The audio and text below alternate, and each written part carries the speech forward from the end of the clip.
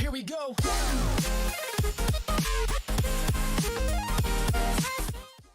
Good morning, guys. We're here at the Performance Factory in Concord, North Carolina this morning, getting the Veloster N on Dyno.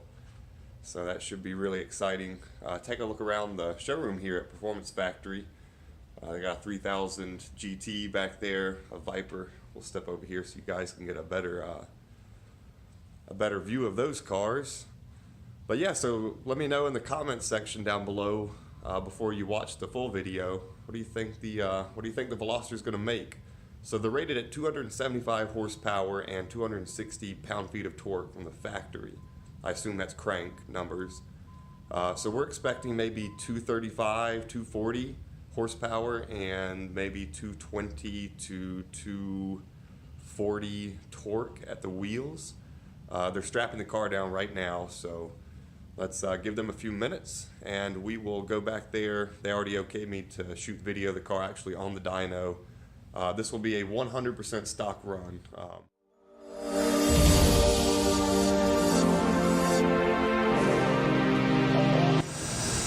Alright, so here we go, run number one.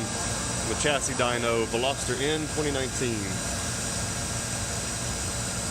It's probably about 50 degrees outside and there is 93 octane fuel in it.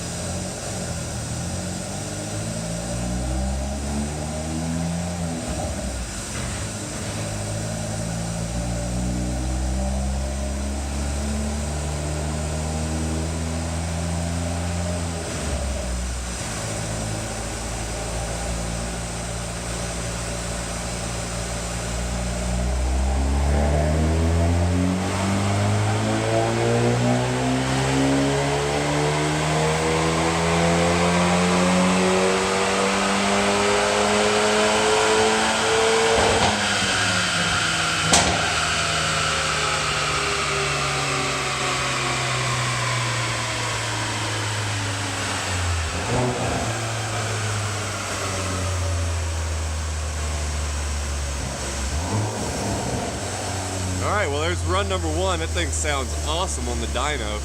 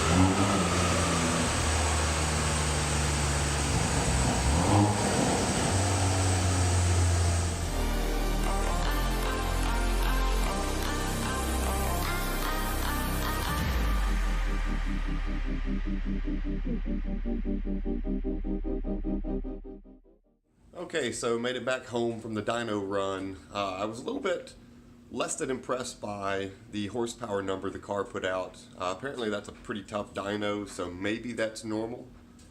I'm going to shoot some emails out to some people on the forums, and obviously if you're watching this video you're interested, so comment and let me know. The car is rated for 275 horsepower and 260 pound-feet of torque.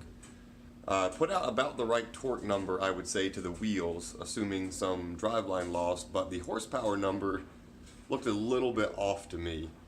I will post in the comments below, or just in the video description, I'll post all of the data for the weather and altitude and air density and all that good stuff, so you guys can take a look at that. And we'll go ahead and turn the camera around here and take a closer look at the dyno results and just point a couple things out, and you guys let me know in the comments section what you think.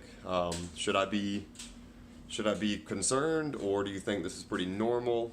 Maybe we'll take it to a different dyno in a couple weeks. I want to get the guys from Sixth Element working on this thing. I know they're going to be coming out with some intake parts and probably some downpipes and stuff like that, so the car definitely won't stay at 215 horsepower at the wheels, and maybe we'll get some different results on a different dyno. I'm not sure. But yeah, so let me know. Like I said, let me know what you think. We'll go over some more of the actual results here for you guys to see as well. Okay, guys. So here's a closer look at the actual dyno results in order of the run. So this is run 1. You can see up there. Number 1 denoting that this was the first run. The car made 236 pound-feet of torque at its peak, which was, let's see, that's looking like about 26 to 2700 RPMs, and that torque curve is actually pretty flat. I don't know what this little dip right here is. I'm sure somebody will eventually be able to tune that out for me. But you see it just kind of steadily falls off. There's nothing crazy, no big spikes. And that buildup from when he actually pushed the gas pedal down, that's a pretty stout torque buildup. So as you can see, the horsepower curve just reflecting kind of the same line there. The blue line is horsepower, obviously. You can actually see the little bit of dip in torque right there. And then you see it kind of hit its peak and stays right around, stays right above 200 horsepower and just kind of follows that curve along down as that torque figure comes down. Even though the RPMs are increasing, obviously horsepower is a function of torque and RPM, so I just wasn't able to really pull up on that top end. I need to look at Hyundai's numbers and see where they claim max power, that 275 number, to be. I'm assuming it's probably between 58 and 62, but we'll see if we can find some results on that too. But the other interesting thing was the air fuel. So we start out pretty lean. That's to be expected, dropping down, car's just richening everything up, and down below actually dips below. Well below actually 11, because I'm assuming this mark right here would be 11, so that's really rich, and there might be, I'm assuming, because 12 is probably safe on these motors. I don't know a whole lot about these, but it's usually okay to run as lean as 12 on a turbo motor, so there should be some power to be found in this thing. I've seen a couple results, people getting like 280, 290 even to the wheels. Somebody even has claimed to have broken 300. So we'll keep an eye out for a good tune. That'll be coming as soon as I can, well, basically as soon as I'm comfortable with it and can afford it. So here's run 2. Run 2 was very similar, very similar to run 1. Made about the same, actually made a little bit more torque, almost exactly the same horsepower and exactly the same spot. Again, the torque curve looks almost identical, the air fuel looks almost identical. And then run 3, we started to get some heat soak, so the car made a little bit less torque and a little bit less power, but that's not too bad. the ventilation in that dyno room, as you saw, wasn't, probably wasn't the best. It's just a solid wall behind there, so any air coming in wasn't really able to get, it's not really pushing the heat out per se. So, but again, you see that air fuel just kind of drop down pretty aggressively,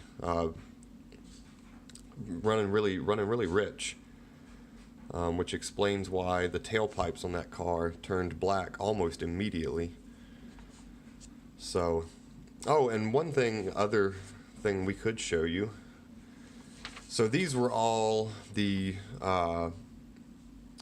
SuperFlow software numbers, and we did look at some DynoJet numbers, which is a slightly different algorithm. So by DynoJet numbers, if anybody's interested, the car did make 252 pound-feet of torque, which is more than it should make at the wheels, and 227.9 horsepower, which, that's more in line with what I would have expected the car to make. But again, the car should make more horsepower than torque, and we don't really know exactly how Hyundai measured theirs. Their claimed 275, 260, I assume that's just straight crank horsepower and torque numbers. So there's the full results from the dyno run. Let me know what you guys think. It's not that I am unimpressed with the car or unhappy with the car. I really enjoy driving the thing. It drives, especially on some back roads or mountain roads, it's quite a monster. Those Pirellis help a lot, I'm sure, have a lot to do with that equation. But yeah, let me know. Let me know what you think about if I should be maybe a little less than impressed, or maybe even take this to Hyundai and say, hey guys, what should we expect these cars to be making?